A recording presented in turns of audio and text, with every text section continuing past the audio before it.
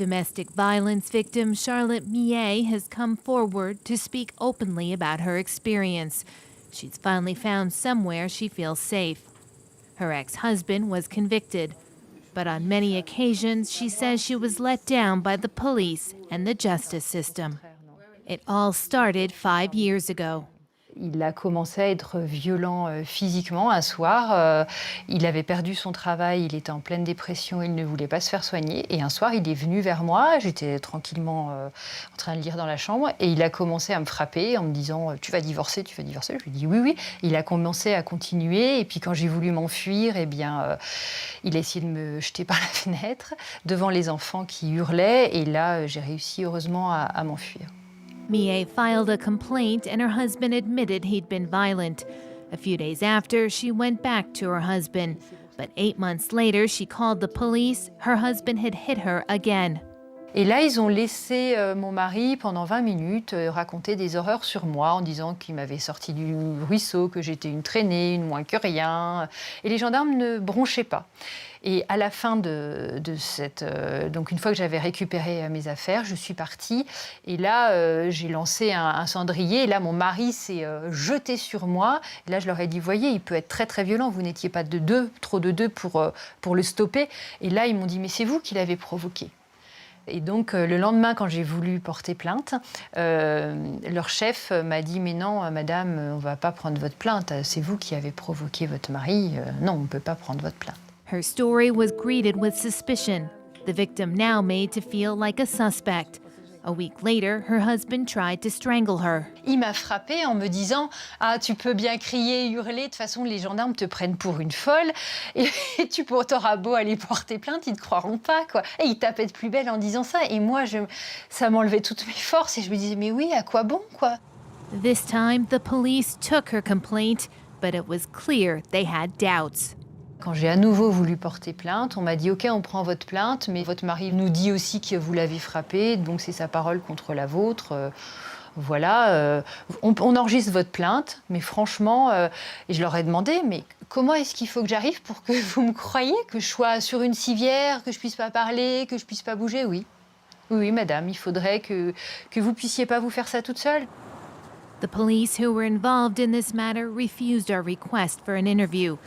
They recognized their words could be seen as insensitive, but the intention was to discover the truth between two contradictory versions. After the charges, Millet started judicial proceedings, but she had a hard time convincing the judge. Millet asked for an order of protection prohibiting her husband from coming near her. Her request was rejected. Cette juge a estimé que j'étais pas en danger. Ah ben moi, j'étais clairement en danger puisque j'avais dû fuir quand même 3 fois de chez moi, dont une fois pour des faits que mon mari avait reconnus. Sadly, Millet's story is not unique. Why aren't women more quickly protected by the system? How can this mentality be changed? For this magistrate, it requires changing the law, especially as it pertains to orders of protection. Elle a quand même cette ordonnance de protection 10 ans, et ça fait que 10 ans qu'on avance quand même à tout petits pas. Aujourd'hui, je pense qu'il est plus facile d'obtenir une condamnation au pénal qu'une ordonnance de protection dans certaines juridictions. C'est quand même un vrai problème. To better care for the victims, magistrates should have training.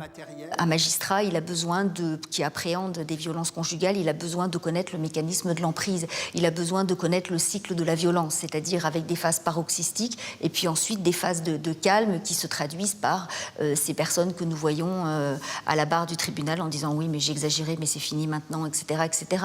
Besoin de comprendre le phénomène de sidération qui fait qu'on peut avoir une mémoire extrêmement sélective pour restituer des choses.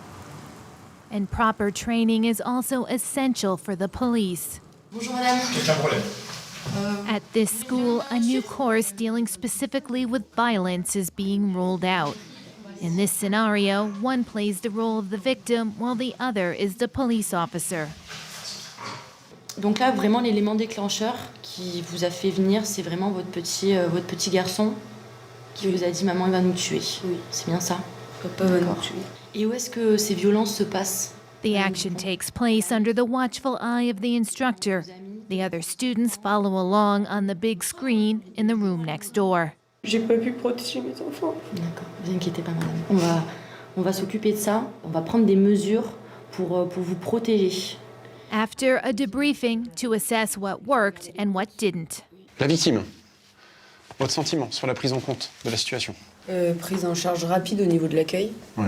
La douceur dans la parole, en fait. Vous avez vu, on ne va pas non plus sauter dedans et aller tout de suite sur l'aspect procédural. Il y a tout ce travail de mise en confiance. Et bien, s'il faut, ça prendra 15 minutes, 20 minutes, 25 minutes. Nous, les hommes, la seule différence qu'on aurait pu faire par rapport à notre camarade, c'était simplement lui proposer donc à la victime de se faire auditionner par une femme. Tout à fait. Alors ça, c'est une remarque qui est super pertinente, parce que forcément, quand les femmes arrivent, la première des choses quand elles voient un homme, c'est l'adversaire, en fait. Par contre, Since September, all new police officers must take this training.